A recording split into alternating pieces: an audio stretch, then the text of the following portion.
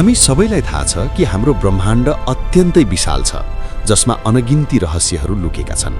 जति जति हाम्रो प्रविधि उन्नत हुँदै गइरहेको छ, त्यति नै हामी ब्रह्माण्डका रहस्यहरू बुझ्न थालिरहेका छौँ।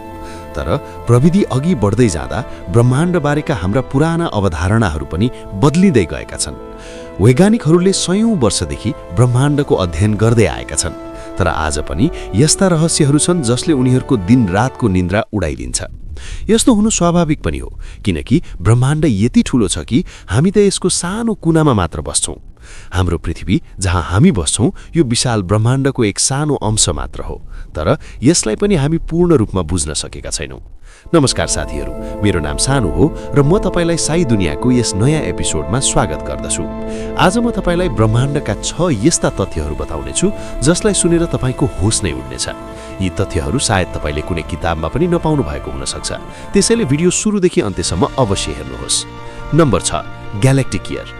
हामी सबैलाई थाहा छ कि पृथ्वीमा एक वर्ष 365 दिनको हुन्छ, तर ब्रह्माण्डमा ग्यालेक्टिक वर्ष पनि हुन्छ। जसरी पृथ्वीले सूर्यको एक फन्को लगाउन 365 दिन लिन्छ, त्यसरी नै हाम्रो सम्पूर्ण सौर्यमण्डलले आकाशगंगाको एक फन्को लगाउन जुन समय लिन्छ त्यसलाई ग्यालेक्टिक इयर भनिन्छ। अचम्म लाग्दो कुरा के छ भने हाम्रो सौर्यमण्डललाई आकाशगंगाको एक पूरा चक्कर लगाउन करिब 23 करोड वर्ष लाग्छ। यो यति लामो समय हो कि मानव जातिले आफ्नो सम्पूर्ण अस्तित्वमा पनि एक ग्यालेक्टिक फन्को पूरा गर्न सक्दैन। अन्तिम पटक यस्तो चक्कर पूरा हुँदा मानव जातिको अस्तित्व नै थिएन। त्यो समय डाइनासोरहरू जीवित थिए। यसले हाम्रो आकाशगंगा कति विशाल छ भन्ने देखाउँछ, तर त्यो पनि सम्पूर्ण ब्रह्माण्डको सानो टुक्रा मात्र हो। नम्बर 5, पृथ्वीको घूर्णन।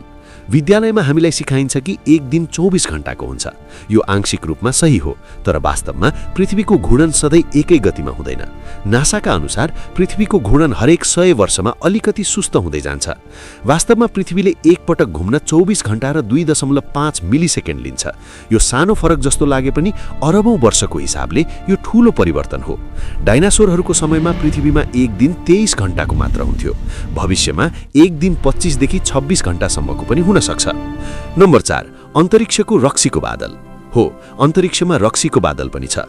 एक्विला तारामण्डलमा एथाइल अल्कोहलको विशाल बादल अवस्थित छ। यो बादल हाम्रो सौर्यमण्डल भन्दा 1000 गुणा ठूलो छ। तर दुःखको कुरा यो पृथ्वीबाट 10,000 प्रकाश वर्ष टाढा छ। त्यसैले हालको प्रविधिमा यो केवल कल्पनामा मात्र सम्भव छ। नम्बर 3, ब्रह्माण्डको गन्ध। तपाईले कहिल्यै सोच्नु भएको छ अन्तरिक्षको गन्ध कस्तो हुन्छ?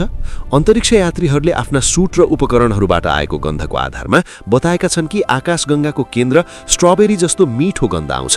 यसको कारण त्यहाँ पाइने एथाइल फर्मेट हो, जुन स्ट्रबेरिजमा पनि पाइन्छ। नम्बर 2, जल्ने बरफ भएको ग्रह। ग्लिसियस 436b नामक एक एक्सोप्लानेटमा बरफ जलिरहेको अवस्थामा रहन्छ। यो ग्रह पृथ्वीबाट 33 प्रकाश वर्ष टाढा छ। त्यहाँ तापक्रम 440 डिग्री सेल्सियस भए पनि बरफ ठोस अवस्थामा रहन्छ। यो पानीको असामान्य अवस्था कारण सम्भव भएको मानिन्छ। नम्बर 1, ब्रह्माण्ड जसलाई हामी कहिल्यै पूर्ण रूपमा बुझ्न सक्दैनौँ। ब्रह्माण्ड यति विशाल छ कि धेरै वस्तुहरू हामीले कहिल्यै देख्नै सक्ने छैनौँ। डार्क म्याटर जस्ता तत्त्वहरू न त प्रकाश उत्सर्जन गर्छन् न त अवशोषण। प्रकाशको गतिभन्दा छिटो केही पठाउन नसक्ने भएकाले धेरै रहस्यहरू सधैँ लुकेर नै रहनेछन्। तर आशा छ भविष्यमा विज्ञान अझ अगाडि बढेर यी रहस्यहरू उजागर गर्नेछ। साथीहरू, आजको भिडियो यति नै। तपाईलाई कुन तथ्य सबैभन्दा रोचक लाग्यो कमेन्ट गरेर बताउनुहोस्, साथै भिडियो शेयर गर्न नबिर्सनुहोस्। अन्त्यमा एउटा प्रश्न, के तपाईँ बिग ब्याङ सिद्धान्तमा विश्वास गर्नुहुन्छ? आफ्नो विचार कमेन्टमा लेख्न नबिर्सनुहोस्। यदि तपाईँ यस च्यानलमा नयाँ हुनुहुन्छ भने सब्स्क्राइब गर्न नबिर्सनुहोस्। धन्यवाद। तपाईको साथी सानु।